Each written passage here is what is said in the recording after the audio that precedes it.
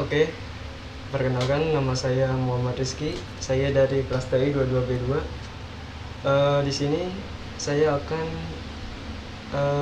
memberikan materi tentang analisa kebutuhan sistem. Yang pertama kita harus tahu ya, analisa kebutuhan sistem itu apa. Di sini analisa atau analisis kebutuhan sistem adalah tahap awal dalam siklus pengembangan sistem yang bertujuan untuk memahami dan mendefinisikan apa yang dibutuhkan oleh pengguna dan organisasi.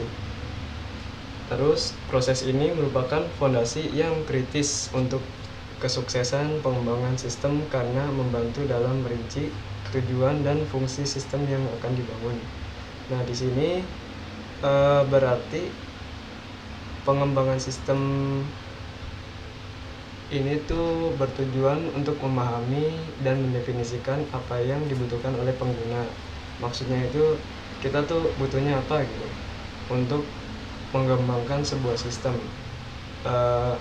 Jangan sampai pas kita lagi ngejalanin sistem tuh banyak yang trouble gara-gara nggak sesuai sama yang kita butuhin gitu, atau resource yang kita butuhin tuh kebanyakan malah bikin overload buat dipakai gitu, banyak yang nggak pakai, akhirnya kebuang sia-sia.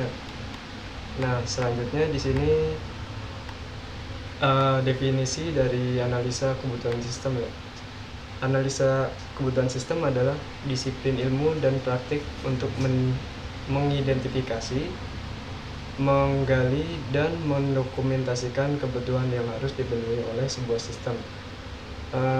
Dan juga kebutuhan ini mencakup aspek fungsional dan non-fungsional, seperti fitur-fitur yang diinginkan, kinerja yang diharapkan, dan kendala-kendala yang harus diatasi. Dari sini berarti analisa kebutuhan sistem itu pertama dari disiplin ilmu dan praktik itu untuk mengidentifikasi ya. Mengidentifikasi itu maksudnya apa sih? Kebutuhan sistem itu apa gitu.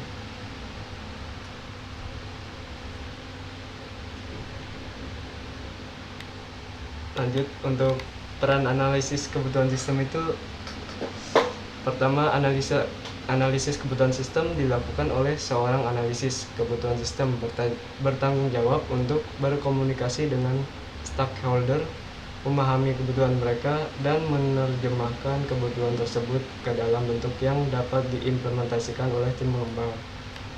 Analis kebutuhan memastikan bahwa solusi yang dihasilkan memenuhi ekspektasi dan tujuan bisnis.